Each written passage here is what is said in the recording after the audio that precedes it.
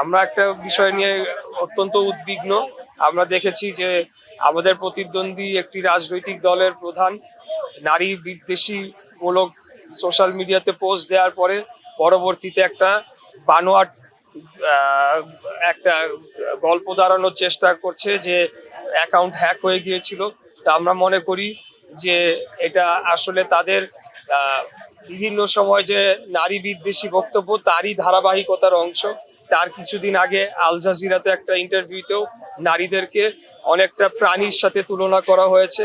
তো একজন নারীকে মানুষ হিসাবে দেখতে হবে প্রথম পরিচয়, আর তারপরে তাদেরকে অন্যভাবে ট্রিট করার বিষয়টি এটি নিয়ে আমরা অত্যন্ত উদ্বিগ্ন রয়েছি। আর আরেকটি বিষয় হচ্ছে আজকে আমরা দেখেছি ঢাকা 17 আসনের যে আমাদের প্রতিদ্বন্দ্বী দলের প্রার্থী, সে ক্যান্টনমেন্টে প্রবেশ করার সময় ওখানকার যে দায়িত্বরত সেনা কর্মকর্তাদের সাথে বাকবিতণ্ডে জড়ায় এবং অত্যন্ত বিশ্রী ভাষায় তাদেরকে অপমান করে এবং পুরা সেনাবাহিনীকে অপমান করেছে এবং তাদেরকে এমনও কথা বলেছে যে জিহ্বা দিয়ে রাস্তা পরিষ্কার করে দেওয়া হচ্ছে।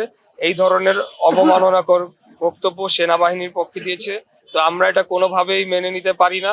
আমরা এটা তীব্র নিন্দা ও প্রতিবাদ জানাচ্ছি এবং আমরা জনগণকে খালি বলতে চাই যে তাদের আসল চেহারাটা দিন দিন উন্মোচন হয়ে যাচ্ছে। তাদেরকে আগামী 12ই ফেব্রুয়ারি সর্বসাধারণ যাতে ব্যালটের মাধ্যমে জবাব দেয় সেই আহ্বান আমরা জানাচ্ছি। হ্যাঁ, আমি এটা ভুলে গিয়েছিলাম। এটা আমি দেখেছি, দেখার পরে আমি প্রথমে এটা বিশ্বাস করতে পারি নাই। আমি ভেবেছি এটা কি কোনো এআই জেনারেটেড ভিডিও কিনা, যে এরকম একটা মন্তব্য কিভাবে করতে পারে। মানে ইতিপূর্বে আমরা দেখেছি যে আওয়ামী লীগের সময় তারা ইতিহাসকে বিকৃত করেছে এবং নানা ধরনের উদ্ভট তথ্য উপস্থাপন করেছে। এখন আমরা একই জিনিসের পুনরাবৃত্তি দেখতে পাচ্ছি এবং এটা এখন জাতির সামনে স্পষ্ট যে এই দুইটা দল, এটা হলো মুদ্রার এই পিঠ আর ওই পিঠ, একটা পাকিস্তানমুখী আর একটা ভারতমুখী।